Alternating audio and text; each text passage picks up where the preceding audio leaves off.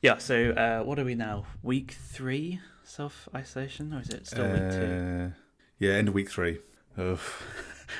I saw something on Twitter the other day that said that March has been the longest decade in a long time. That's quite accurate.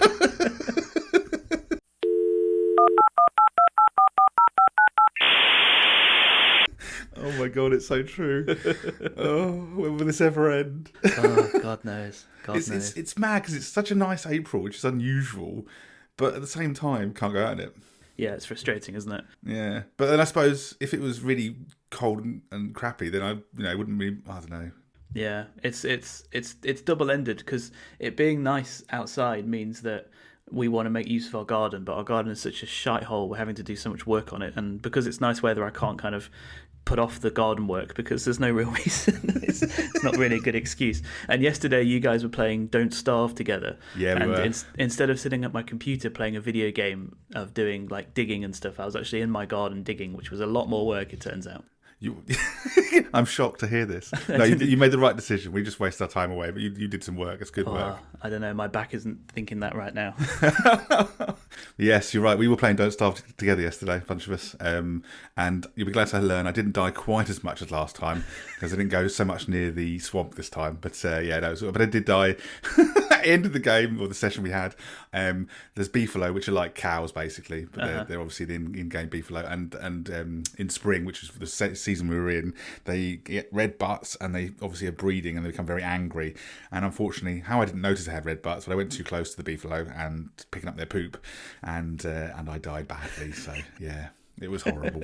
I hear you had a bit of a run-in with some bees as well. Oh, the bees. Yes, the bees. There was one, again, spring, angry bees. Everything's angry in spring, I've learned in Don't Of course, Starve. yeah. So I went away from my base to go. I was just wandering around, to be honest with you. I don't know what I was picking up.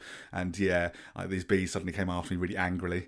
And I just screamed bees and ran away from them, which everybody else thought was very, very funny. They were terrifying, though. There were so many of them.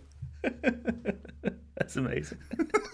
That game is terrifying for something that looks so lovely and cartoony. It's really quite God, scary. yeah. And we've dialed the difficulty right back. In the normal game, you die and that's it. You're dead. Yeah. You have to restart the game. Basically, it's absolutely horrendous. It's vicious. And there's so much can kill you. Oh my god, everything can kill you. Oh, dear. But yeah, we've got it so you can come back very easily. We've set it so you can just go back to the Florid Poston and just restart yourself, and Yeah. you're back online again. You lose some health and you lose some sanity, but otherwise you're all right. Like for example, if some idiot burns your camp down. But who would do That such a was stupid thing? hilarious. Last time when you did that, there was I think it was Matty. She'd gone north the base yesterday, and then suddenly said, "Oh god, there's fire!" And I'm like, "Oh my god, what? We need a fire break, quick!" It's happened again. She goes, "No, it's fine. It's quite far from the base." And I go, "Oh, my heart was pounding. Oh my god, the horror of the fire." I'll be glad to learn that Vince and Ed got on a boat and went sailing. And I think, I didn't see their screens obviously, but I believe they were very close to new land. And I don't know exactly what happened. I think they set fire to that anchor or something. So he ends up dying moments from land. I'm glad I'm not the only one who set fire to a boat. That's quite reassuring, and it's in a strange kind of way. Vince was saying he clicked the wrong button or clicked the wrong thing, so I think he was trying to put the anchor down and instead set fire to it with his torch. Well, that's exactly what I did. Instead of summoning a torch, I summoned a campfire. On a wooden boat. Yeah, it didn't end well, surprisingly. I love that game. It's so good. Another question I had for you. Have you seen I can't remember what it's called. It's like Tiger King or something on Netflix. Have you heard about it? Yes. Yeah, my wife watched it, and she kept giving me updates about it. And I'd walk in the room and catch bits of it. I'm like, what the hell is this thing you're watching? And then eventually, like, everybody on my Twitter stream was talking about it, and everyone on Instagram was talking about it. I was like, oh, God, I've got to watch this stupid bloody thing, haven't I? So she rewatched it with me. And we watched it in a couple of nights. It is the weirdest thing. Have you watched it? I have seen it. Yeah, it is bonkers. It's ridiculous. Like, how are these actual people? I don't know. I don't understand. I mean, you don't come out of it feeling good about anything. You don't. There's nobody really you can feel sympathy for. They're all a bunch of absolute nutters and weirdos. And yes, I mean, I'm not. I was never a big fan of. Not that they run zoos. They don't. They just run cages, basically, those three sets of individuals. But I'm not a big fan of zoos anyway, but they were just horrible. Yeah. I mean, the poor animals. And bloody Carol Baskin's claiming to be an animal rights activist, and she's the worst of all of them, those tiny little cages. Yeah. It's just awful. With an army of volunteers, so she's not Yes! paying anyone anything. And the amount of money she must be making. That's right. Doesn't pay them anything, and then like the complicated series of years and coloured T-shirts and many hours of work. Yeah. And they just get to spend it with the obviously what they want to do. They're obviously engaged people and want to spend it with the animals, but she doesn't pay a damn cent. No, because she's manipulating people because they want to feel like they're doing good, and she acts like. I mean, I guess it might be that she's just doing good and she just happens to make all this money on the side, but I doubt that very much. Yeah, no, I don't think so. She's just manipulating people because they want to feel good about doing so. Or the people who are volunteering genuinely do care. Yes, and she's just taking advantage of them completely. Well, it's like the other two as well. Obviously the other guy's got like his harem of cult ladies, and then Joe had his all his young men around the place. Just very strange situation. But obviously, young people. Probably not very earning very much money. They certainly weren't being paid very much money by those three. No. And then obviously getting to interact with the animals and stuff. Oh, awful. Yeah, terrible. But yeah, old Joe's in prison now, isn't he, for 22 years? I mean, I guess spoilers, but it is mentioned in like the very first minutes of the first episode that he arranged to kill somebody. And yes. I know that America is one of the places that convicts people who do contract killings as if they had done the actual killing themselves. Oh, right. Sometimes worse. So if you pay someone to kill somebody, they'll come after you harder than they will the person who did the actual killing, is my understanding. Oh, wow. So, yeah, they threw the book at him well and truly. Yeah, big time. I mean, clearly he was on meth as well as his husband. And I mean, not, yeah. But, I mean... Oh, and he never had any money, did he? I mean, but then he must have had quite a bit of income from the business, but then obviously spending it. He was spending it easily enough, wasn't he? Yeah, totally. So whether or not he was getting loans or what was going on, but he seemed to have the cash flow. Yeah, and the other people involved in his business, like the other guy that came in, he was. The con man. Any better? Yeah. Oh, they were all awful people. Got in there ahead of it, didn't he? Yeah. Oh, and he got arrested obviously in Las Vegas when he took tiger cubs into the various hotels in Las Vegas. My God, driving up and down the Vegas Strip in a limo full of tiger cubs. Yes, I can see why it's a bit of a hit on Netflix though. Yeah, that many characters. You just can't believe it, can you? You just can't believe these people are real. No, indeed. And going back to the Joe's Exotic Park, one of the workers who had her arm ripped off not on the program, you didn't see it happen, but you saw her being tended to, obviously first aid, and then obviously she talked about it afterwards. But she obviously went off hospital immediately and was treated. And apparently the surgeon came into her onto the ward, into her room, or whatever, and said, "Look, we can reattach your arm, and it will take a couple of years of therapy or whatever, yeah, exactly. But you'll get the use of your arm back, or we can amputate it, and you go, that's it." And she said, "Well, just amputate it. I want to go back to the park." Oh my God, the tiger ripped her arm off, and she was ready to go back within 3 days. And then the camera crews were following Joe around, and he having just done like the first aid for her, then walks out the back to have a cigarette. It's like, I'm never going to recover financially from this. Yes, like, I know. That was his thought. Like, really, seriously? I know. He actually said it. I mean, the fact he said it, but then he said it on camera. Yeah. Just shows the mentality of the people involved. And have you seen on the BBC iPlayer, I think it's on Netflix as well for people who aren't in the UK, Louis Theroux did a series about dangerous animals, I think about 7-8 years ago, something like that. All right. And he spent time at the zoo with Joe. Oh, did he? Yeah, and interviewed him and some other people who own. He visits this family. They've got like a couple of chimpanzees that live in the house. Chimps are really dangerous. Well, yeah, and because he was saying that, like they're so strong and so powerful. Yes. And this family's like, no, it's fine. And then they bring them out to like the pool area at the back of the house, and one of them throws like a deck chair through the window or something. Wow. Whilst they're saying, no, it's fine. They're fine. They're really well behaved. And like Louis Theroux and the camera crew are like hiding in the house, like, yeah, we're not going out there. No, yeah. It might have been that documentary I saw actually, because wasn't there one? It wasn't on camera, obviously, but they interviewed somebody, but he had his arm ripped off by a chimp, basically. Yes, that was. They spoke to the woman who bred that chimpanzee. Yes, and she's got like this house full of chimpanzees that she either breeds or people buy them from her, then can't look after them and give them back. And yeah, it's just scary. Like those aren't pets. Those are not. No, they're wild animals. Wild, strong animals. Absolutely. And they should be allowed to, obviously humans are destroying the habitats, but they should be allowed to roam free in their own habitat. Yeah, They're not exactly, caged up. My God. Should we begin? Yes, let's begin. Okay, I'm going to go first this week. Cool. Decided. Last week, I spoke about Louis Slotin, who was an American physicist who died while working on the Manhattan Project. Oh yes, I remember. He was one of the guys that received a lethal dose of radiation from basically a fission reactor that he was working on. So technically, he's on the list of people who was killed by their own inventions because he was part of the team that made the thing that he was working on. So inspired by that, I started looking at some other people who feature on that list, and oh boy, some of them are amazing. I shouldn't laugh because they were killed, but well, yeah, yes, okay. yeah. I mean, some of them, they had it coming, quite frankly. Oh, really? Darwin Louis, Award kind of winners. Louis basically had an accident around his nuclear stuff, and that was quite sad and tragic. But some of these guys. So here we go. Inventors killed by their inventions. As always, when you look at these kind of crazy lists, we're going to start in Russia, because why not? Of course. The first guy on the list is Alexander Bogdanov, and I'm probably saying that wrong. And this guy is quite a character. I highly recommend you go and read his Wikipedia page because, he did a lot of stuff. He was one of the co-founders of the Bolshevik Party along with Lenin. Oh, wow. But he was kicked out before the revolution after he fell out with Lenin, which is a dangerous thing to do, but that actually, funnily enough, didn't kill him. So after he took that hit to his political life, he started a bit of a career change. He, at one point, looked into science, medicine, psychiatry, philosophy, economics, culture theory, and, crucially, I think, science fiction writing. Wow, that's quite a breadth of things to look into if you were an ex-politician, activist, whatever. He reminds me quite a lot in a way of the guy who started Scientology, L. Ron Hubbard, who dabbled in a whole load of stuff and then kind of began science fiction writing and then went from science fiction writing to full-on religious stuff. So eventually he decided that all of those things I just listed weren't enough for him. So he started his own discipline. He described it as an attempt to unify all types of science, which he called techtology. He's a very ambitious man. Yes. Around this time, one of the new obsessions in the science world were blood transfusions.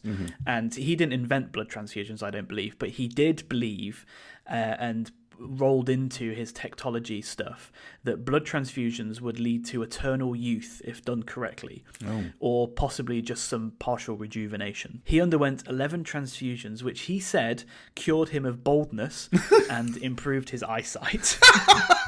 Bold claims indeed. Yes, well, pardon the pun.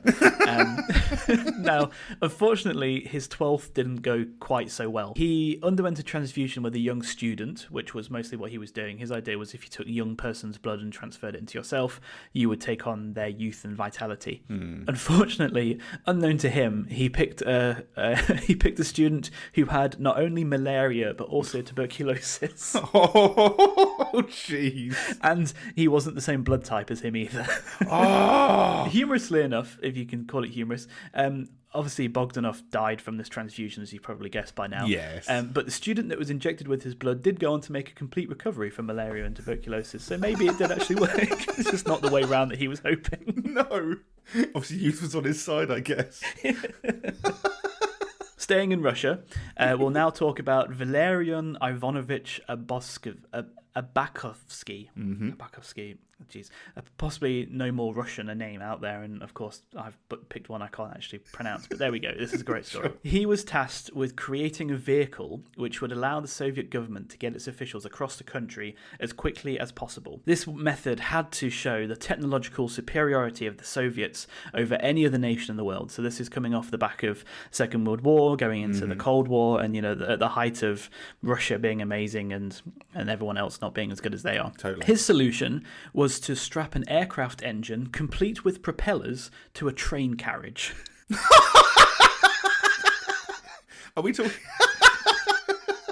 That's insane. We're not talking jet engines, are we? We're just talking normal sort of high-powered aircraft engines. Well, yeah, as high-powered as they could be at the time, yeah. Right, with propellers. Good Lord. He named his invention the Aero Wagon, and it actually was successful on its first journey from Moscow, but unfortunately it was going so quickly it derailed on the trip home and killed 6 of the 22 people on board, including poor old Valerian. And I couldn't find any references to the aero wagon after this, but I'm assuming they scrapped the design. I hope they did. Quickly threw it in the bin. Wow. Moving over here, we have Thomas Andrews, who was the managing director and head of the drafting department for the company that designed the Titanic. So yeah, you can see where this is going, I imagine. Mm-hmm. Now, it is on record that he insisted that the ship have at least 46 lifeboats, but only 20 were on board for that fateful journey.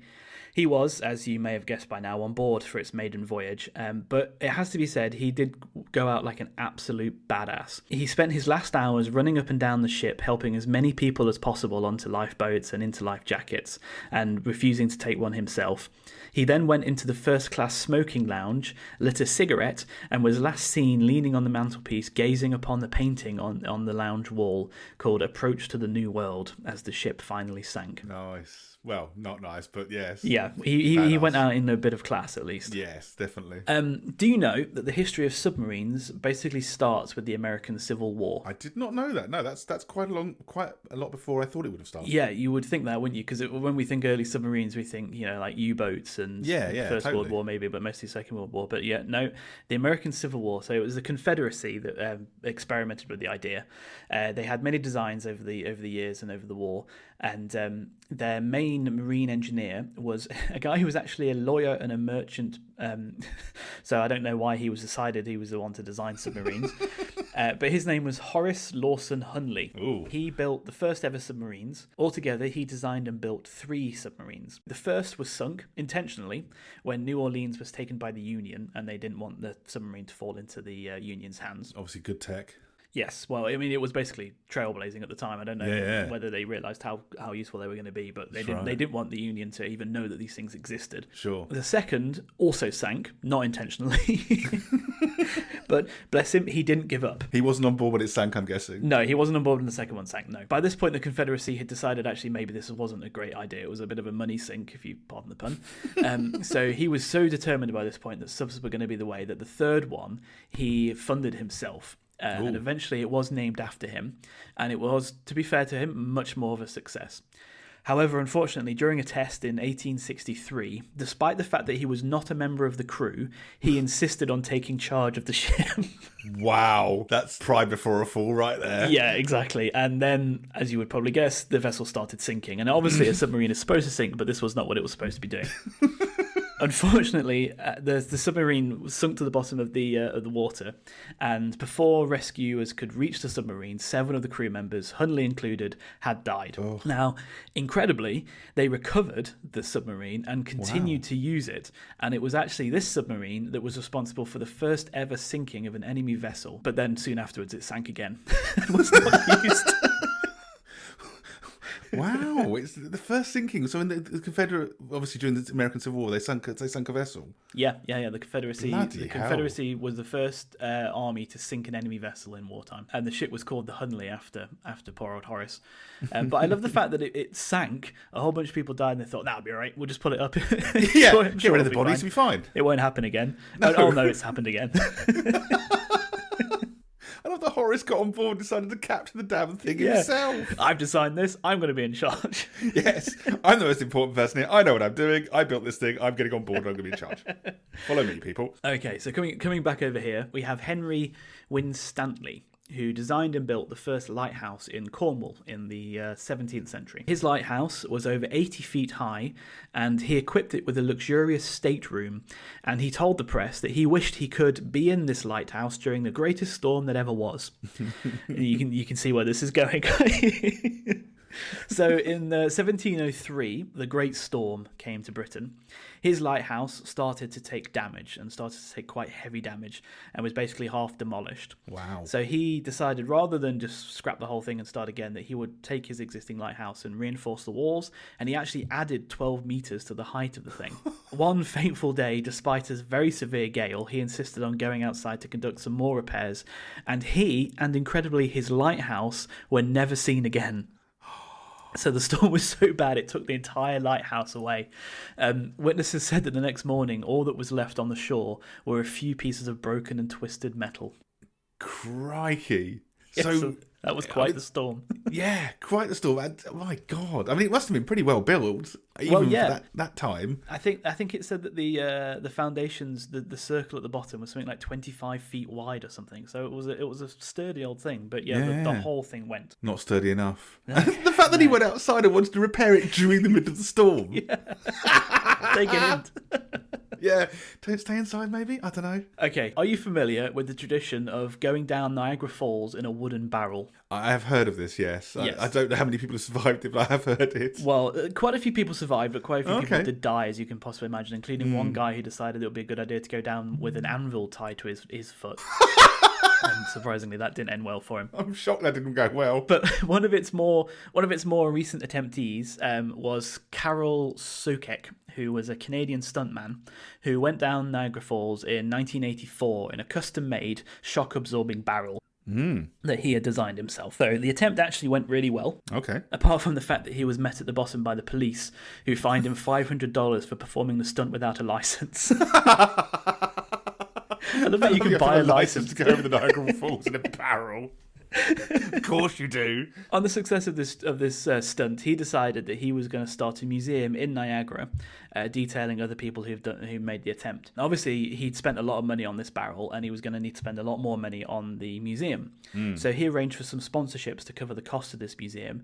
And what he said was that he would do another big stunt in his barrel, and then obviously mention sponsors and all the rest of it. And then that money would then be used to build his museum. He took his custom barrel to the Houston Astrodome, which is 180 feet high. Now, the idea was that he was going to jump off the roof, go off the top of the peak of the roof, roll down in his custom barrel, and land in a tank of water at the bottom. Wow, this sounds very dangerous. The stunt was so dangerous that Evel Knievel got in touch with him to try to talk him out of it. Evel Knievel? You know it's bad if Evel Knievel's saying, "Nah, mate, don't do that. That's too much." I wouldn't even do that, mate. I recommend you don't. Yeah.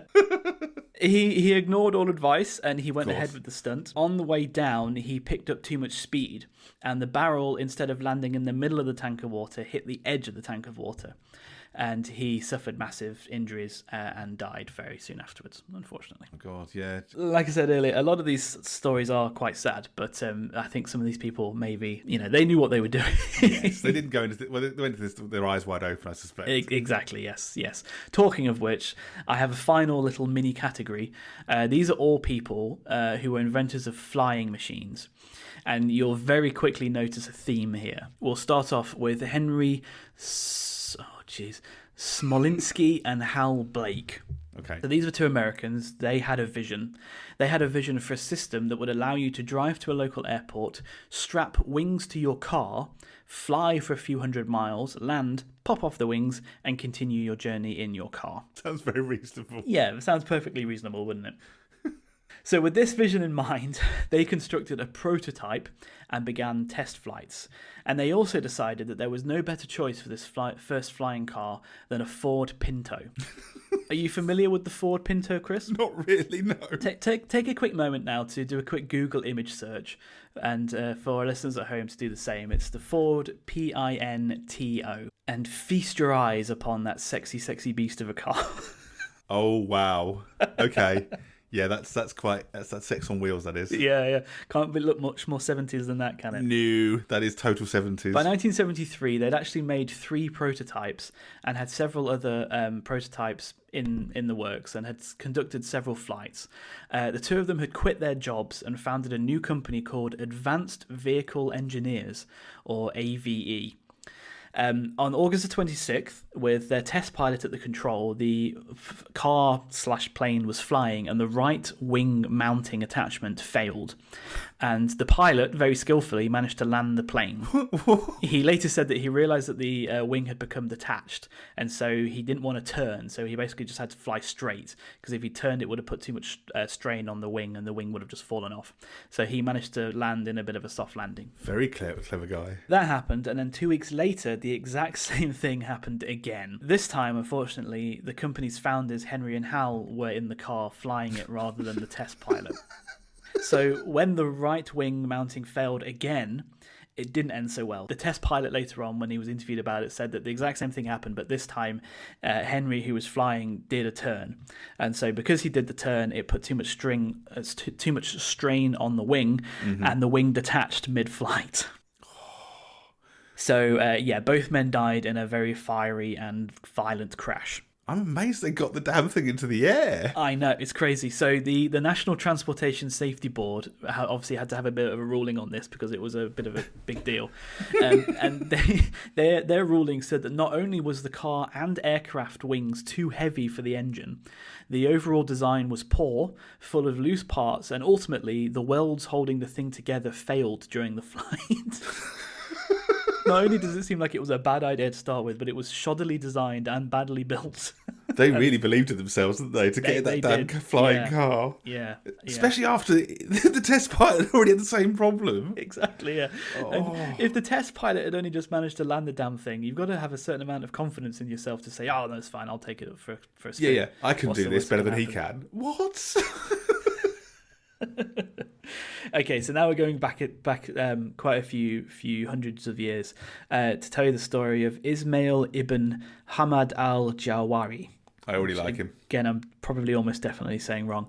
So he was a Turkic lexicographer who lived around the 10th century. He was a famous author of an Arabic dictionary. But in 1002, he climbed to the top of a mosque to test his feather-covered wooden wings, which were these massive, great big wooden wings, obviously surrounded by feathers, which were strapped to his back and his arms. I'm feeling at this point the feathers are just adding... Yeah, I think it's mostly for the showmanship of the thing. Yeah, really, they're not adding much for fly, keeping you in the air ability. So some people say that he was actually under some sort of delusion that he could actually fly and he didn't need the wings at all. Others were saying that he was doing it in order to try and show off to the local dignitaries. But he leapt from the mosque and plummeted to his death, quite unsurprisingly. I'm shocked. Now, on the plus side, this is considered to be the first documented human flight. Human flight? The first human flight attempt. Oh, okay, there we go. And there's now a mosaic mural on the wall of the mosque, which is in modern-day Iraq, which I'm told is very pretty. Oh. So there we go. The last on the list of flying people is a crazy Frenchman. This guy's name was Franz Reichelt, and he was known as the Flying Tailor. Oh. Now, he came up with a contraption called the vêtement parachute, which is literally a closed parachute. Quite a lot of photos exist of this guy in his jacket, so I really recommend you go and have a look. But it's basically a big-ass jacket with a lot of fabric, which, it was hoped, would fly out behind you and form a parachute. Right. If you're an inventor, you're living in Paris in the 1910s, and you wanted to test this, what would you do? If I'm crazy enough, I might climb at the top of the Eiffel Tower. That's exactly what he did. Of course he did.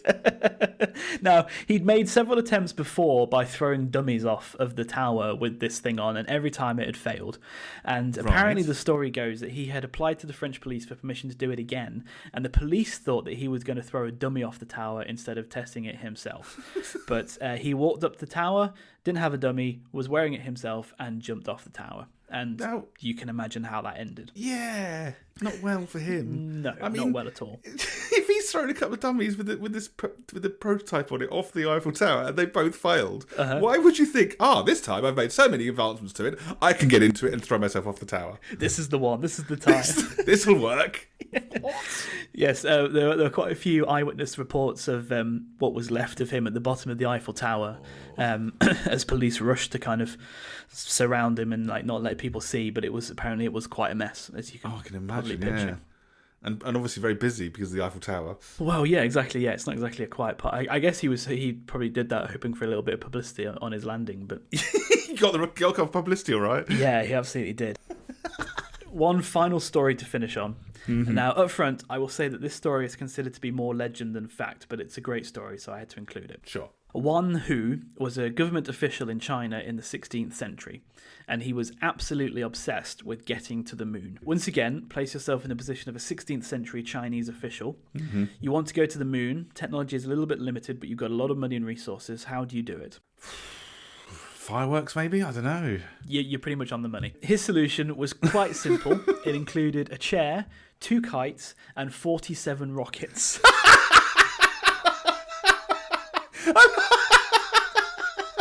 love that there's kites involved. Well, yeah. If you've got 47 rockets, why don't you bother with the kites? Well, I'm assuming the kites were some way to like guide his re-entry into the Earth.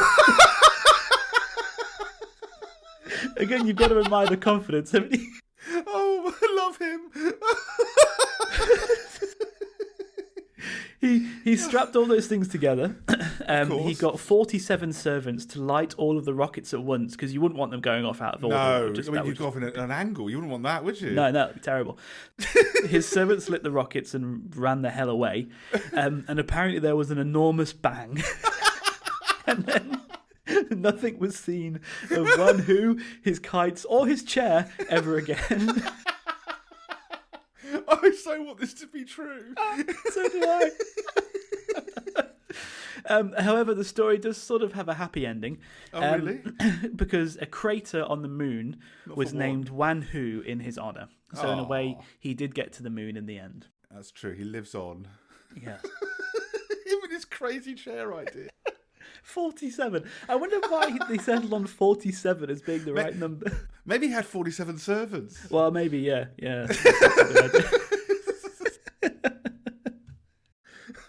I just love that he's got kites in that situation. I suppose kites are very popular in China at that point. But... Yeah, absolutely.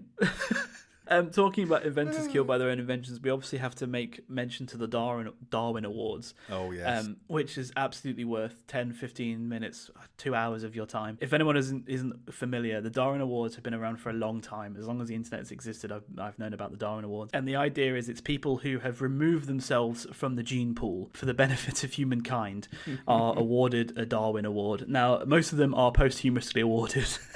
However, you can win one if you also somehow castrate yourself or prevent yourself from being able to breed and I didn't know that. And hence remove yourself from the gene pool.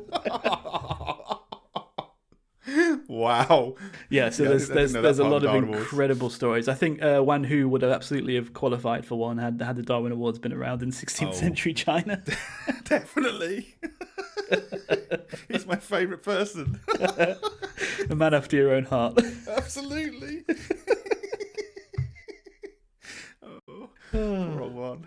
Yeah, so there we go. Inventors killed by their own inventions, and I think this is very much going to be something I can revisit because there's such a list. It's incredible. The people that have done these things are amazing. I'm not sure anybody's going to be a top one though.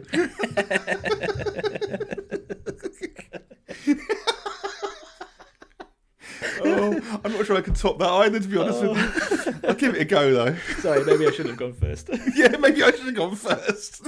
Ran the whole wrong way. Right, well, I'm going to come down.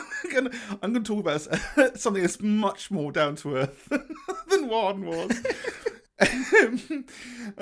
Okay, this week on the internet. Oh God, I've got to compose myself. Right, come on, we can do this. You can do this. Take some deep breaths. Right. Oh, whew. Stop thinking about one. It's kites. Right, okay, we've got this. Right, this week on the internet, I learnt about Swiss Army knives. Like I say, much more down to earth than Wan Hu. Amazing. I love Swiss Army knives. I'm sure you know. Yes, I'm sure you know the knives I mean. They're basically the multifunction tools that include their useful things like can openers, scissors, corkscrews and screwdrivers. Mm-hmm. And on the weird side of the spectrum, not as weird as one, fish scalers, nail files and wire strippers. Well, you never know when you might need a fish scaler. Well, indeed. Maybe if you're inventing something new, perhaps. Yeah. Involving fish. You'd hate to be caught without a fish scaler when you need one. Absolutely, yes. I can't be down the fish market without it. But of course, obviously, they do include knives as well. There wouldn't be a Swiss Army knife without a knife. So, this episode, researching this episode actually reminded me of my admittedly pretty small Swiss Army knife that I used when I worked at Woolworths back in the late 90s. My one was only really a basic model and had a blade, a corkscrew, and a bottle opener from what I remember. This was late in the late 90s, so health and safety in the UK wasn't such a big concern. Especially for spotty teenagers working in stores that sold everything from pick and mix to potatoes to children's clothes. Yeah, we sold all sorts. I didn't know you worked at Woolworths. That's amazing. I did. I loved Woolworths. I miss that shop so much. It's crazy. It was crazy. Honestly, bonkers. We would spend like Christmas Eve, like stripping the shelves apart from Christmas tat, and then putting out like some, loads of plastic tat, and then like scales and stuff for weighing people, and it was just random shit would go out on the shelves like the moment. Amazing. And then obviously tons of Easter eggs as well, of course. Yeah, it's a tradition in this country. So we sold everything: pick and mix, potatoes, children's clothes. It was all there. It's a wonder looking back actually at the Woolworths that they ever went out of business with their bonkers range of goods. I mean, it was so insane. I just remember going in as a teenager and buying pick and mix and those like 10 yards of chewing gum and all sorts of weird ass sweets like those. Yeah, and the pick and mix was all it wasn't open. I mean, they had like scoops and things, and it was in plastic like tubes and stuff. But imagine the kids' fingers; they were like, no, horrible. Yeah, and the smell of all the sweet. Anyway, going back to my Woolworths days now. Anyway, I use my Swiss... completely derailing you. Carry on. It's all right. I use my Swiss Army knife, my little basic one, to cut open cardboard boxes, and not other dirty teenagers, in case you're wondering. I'm sure that nowadays if a teenager would be found carrying a knife in their pocket, no matter the reason, it would probably be frowned upon, to say the least. Yes, well, actually, no, it'd probably be illegal in this country now. I'm not really sure, so let's maybe move on from that. I sorry to interrupt you further. My first job was working in a garden centre, and I had a Swiss Army knife as well. It was one of the first things I bought once I earned some money. Again, pretty much exactly like what yours sounds like, just with like a knife and a corkscrew and everything. But I was using it to open cardboard boxes as well. And when I first got it, I'd bought like the cheap, shitty knockoff ones before that were terrible and didn't open and were blunt as all hell. And I bought this Swiss Army knife in the post, and I decided as soon as I got it to test how sharp it was. So I got the envelope that it was in, put the envelope down on my bed, and took the Swiss Army knife and stabbed through the envelope and cut it, and it cut really easy. I was like, wow, that's amazing. And I pulled it up, and I'd gone all the way through the envelope into my duvet, and I sliced my duvet as well. So this puff of feathers and everything came up. That's amazing. Yeah, they were really freaking sharp when you got them when they were brand new. Oh yeah, absolutely. I'm sure by the end, when I finally left Woolworths, I'm sure it was not in any way sharp anymore. But yes, you're right. When you first get them, covered in like brown parcel tape and all sorts of crap. Yes, so was mine. Yeah. Oh, the good old days. Sorry, continue. Well, I'm sure nowadays actually they probably use. I mean, they probably use these like fish knives. But look, obviously there's like safety knives, aren't they? So they can open things up. But yeah, obviously back in, like you say, back then it wasn't such a concern. Folding pocket knives were actually predate the Swiss Army knife itself by more than 30 years. The classic book Moby Dick was published in 1851 and includes the following text in chapter 107. Now, before I say the text, at least 107 chapters. I've never read the book. There's a lot of chapters. I had no idea it was that long. No. I've never read it either. Chapters, I suppose. Jeez. I've not looked. But anyway, yes, Moby Dick, 1851, and this is what it said in chapter 107. Now I'm going to butcher this word. Sheffield contrivances, assuming the exterior, though a little swelled, of a common pocket knife, but containing not only the blades of various sizes, but also screwdrivers, corkscrews, tweezers, awls, pens, rulers, nail files, countersinks. They basically existed at least as early as 1851 and probably earlier if Moby Dick is obviously writing about them or being written about in Moby Dick. And if you're wondering, like I was, what an awl is, there's a number of things it could be, but I like to think the author was talking about a stitching awl, which is a tool for piercing holes in a variety of materials such as leather or canvas. It sounds just like something you need in a folding pocket knife in the 1850s. It could also be used for attacking giant whales too, but I'm not sure about that, to be honest with you. By the time you're fighting back with your awl, you're in trouble. Yeah, I'm not sure maybe Dick would have used his awl, to be honest with you. You'd want to hope that's not your first choice. Yeah, exactly. Anyway, time moves on, and in the late 1880s, the Swiss Army decided they wanted their soldiers to be armed with a folding pocket knife. It had to be suitable to open canned goods and have a screwdriver disassembling the Swiss Army rifle known as the Schmidt-Rubin 1889. The Swiss were nothing if not efficient in naming their army rifles. Just name it after the year it was first done. They're first created and job done. Seems fair. In fact, they liked this naming convention so much that in 1891 they called this new Swiss Army knife the Model 1890. No one seemingly got any medals in the Swiss Army for marketing, that's what I'm saying. It's too efficient. Yeah, that's right, yeah. Just name it for what it is. Name it for the year, and that's what it is. That's done. Move on. Does what it says on the tin. Exactly. Now we're going to attack someone. The first Swiss Army knife that they had made contained a blade, an awl, a can opener, screwdriver, and grips made out of dark oak wood, and it was 100 millimetres in length, which is just shy of 4 inches in Old World or American. Honestly, it probably sounds like the kind of Swiss Army knife that you and I had, and we would probably recognise from our days in retail. Yeah. Obviously, albeit mine certainly did, and probably yours as well, came with red grips. Yes. And I had rather less rifles to disassemble in Woolworths. Yes, I wasn't doing too much rifle disassembling with mine either. No. More's the pity. More peeling off sticking tape from cardboard boxes that get on the knife. Because the Swiss at the time didn't have the manufacturing capability to produce the number of knives that were needed, the Swiss Army outsourced the initial order of 15,000 knives to a German company called Wester & Co. from, and I'm going to probably butcher this, Solling in Germany, or Solling, which delivered them a year later in 1891. Remember Solling because I'm going to return to it later. At this point, a fellow by the name of Karl Elstner steps up. Elstner owned a company that made surgical equipment and wanted to make these new Swiss Army knives for the army in Switzerland itself. So by the end of 1891, he got his way, and his company took over the production of the Model 1890 knives from Wester & Co. Being a smart businessman, Elstner wasn't happy with the design of the Model 1890, and he wanted to improve it. Specifically, he wanted to design a knife that could be used by army officers. By 1896, he'd created a design which all the tools were attached on both sides of the handle using a spring mechanism, which is probably more akin to the design we recognise today. By innovating and using it at the spring, Elstner's Swiss Army knife was able to hold twice as many tools as the Model 1890. He registered his new pocket knife with the Swiss Patent Office in 1897 and called it the Officers and Sports Knife. But unfortunately for him, the new knife never made it into an army contract. Roll forward a few years to 1893, and a Swiss cutlery company called, again I'm going to butcher, Paul Bochat and Schi, along with Elstner, were both awarded contracts to produce the 1890 pocket knife for the Swiss Army. Now, I haven't really written this down, but basically it seems like the Swiss Army were concerned, or the Swiss government were concerned, that basically they were going to get screwed on the cost of these knives if they awarded it to one company. So that's why they did it to two in different cantons, so they could spread it around the country a little bit, the manufacturing capability, employ more people, and also get a better deal. Seems sensible. Yeah, absolutely. Very Swiss, very efficient. Oh, yes. These companies were obviously clearly more adept at marketing than the Swiss Army themselves, because Paul Bochet and Schi advertised their knives as genuine Swiss Army knife, whilst Elstner claimed his was, quote, the original Swiss Army knife. These companies changed their names to much more recognisable ones as time went on. In 1921, Elstner's company changed its name to Victorinox, which is a combination of Elstner's mother's name, Victoria, and the shortened French term for stainless steel, which is inox. Paul Bochat and Schi became Wegner at some point in the early 1900s, but I couldn't actually find out exactly when.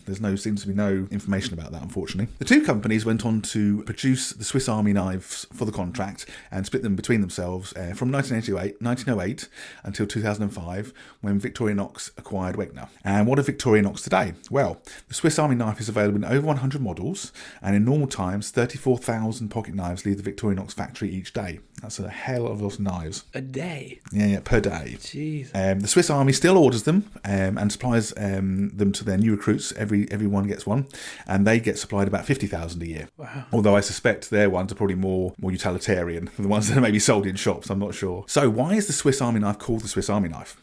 Well, we have the American soldiers to thank for that, because they had difficulty in pronouncing the Swiss-German name for the pocket knife. I can understand the desire to change the name, as I'm now going to butcher what the Swiss called their army knife. In Swiss-German, the name is Schweizer Officer's Messer, or Sackmesser.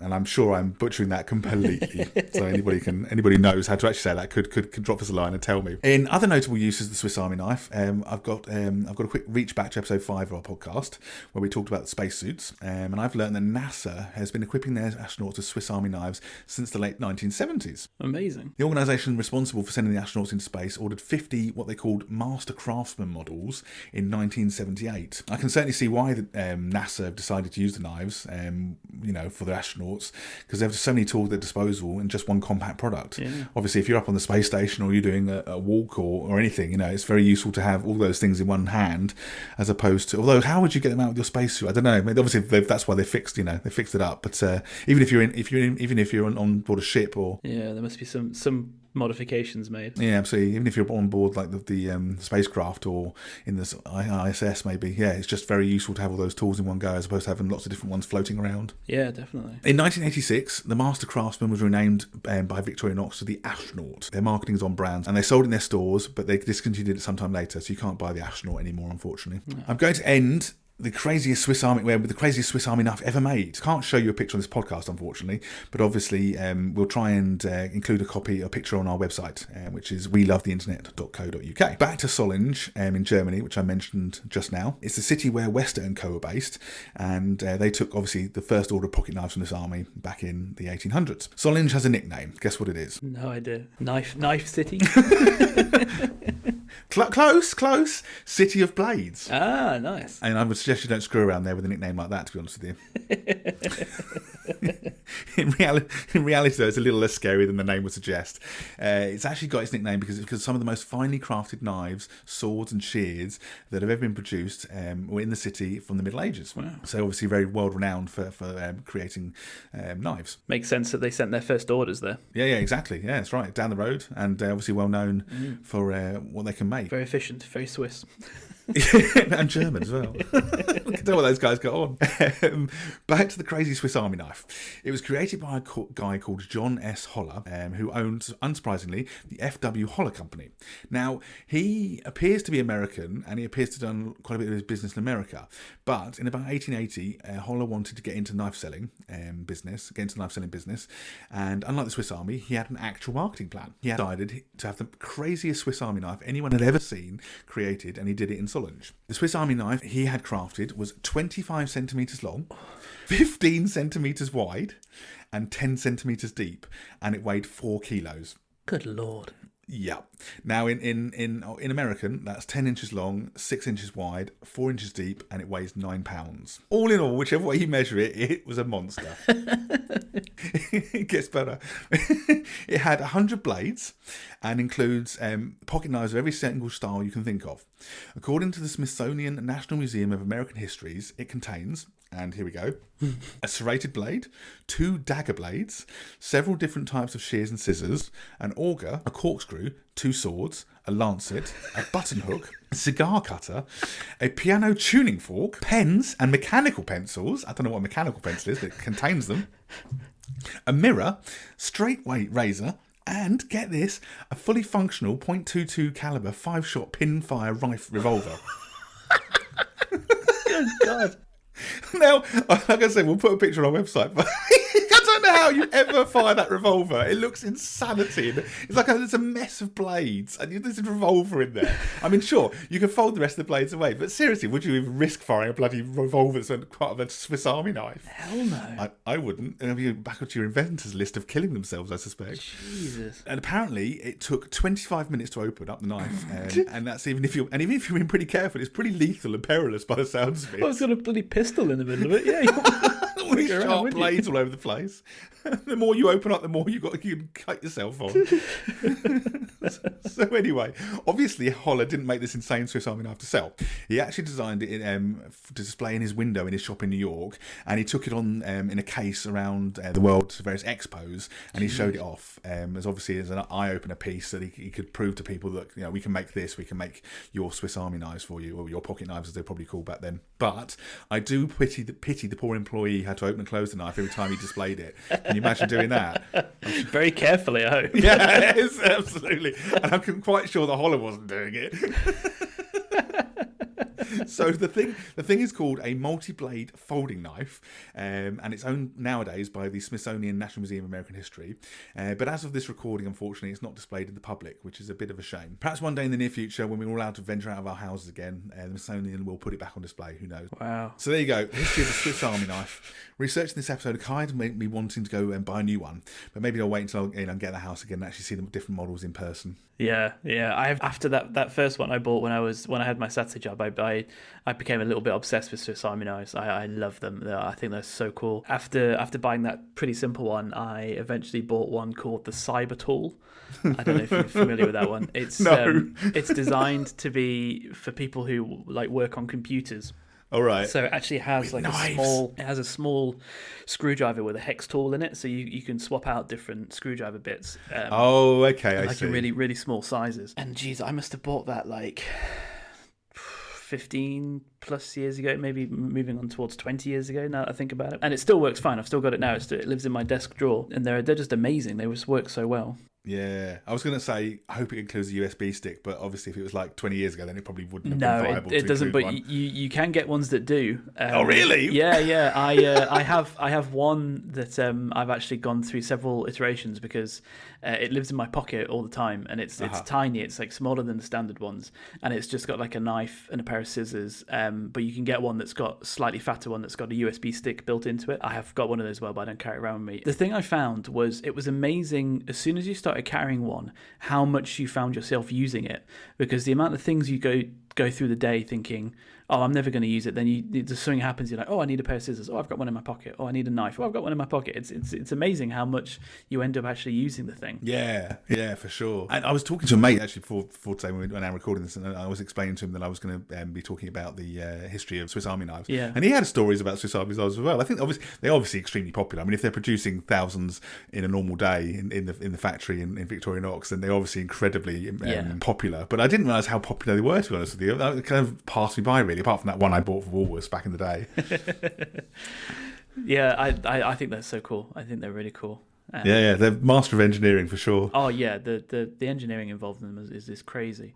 And the official way they tell you to clean them as well is to if they're getting like a bit stiff, you know how like they kind of seize up a little bit. They suggest putting it in a bowl of warm soapy water and just opening it a few times, because they're so like locked together. Yes. There's barely any kind of like air gaps or whatever, but what little air gaps there are can get filled up with gunk. So you just wash it through, and it won't mess up the knife. You know, it's all stainless steel, so it's basically waterproof. Yes. And yeah, that's how you clean them.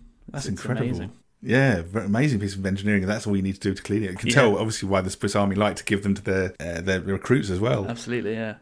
Oh, wow. Very cool. Yeah, there you go. So, yeah, Swiss Army knives. Amazing. Thank you very much. Thank you. Right.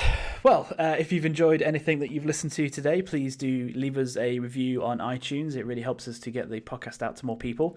You can also find our previous episodes either wherever you get your podcasts from or by visiting our website directly, which is www.welovetheinternet.co.uk. You'll find links there for all the things we've talked about. You'll also find lots of ways to get in touch with us, whether you want to use Facebook, Twitter, Instagram, or send us an old-fashioned email. We're available for feedback in any form that you wish it to take. We'd love to hear from you if you've got personal stories for any of the things we've spoken about, or if you've used them as a starting point to do your own research rabbit holes. We'd love to hear that as well. So until next time, thank you very much, and we'll see you next week. See you later, bye!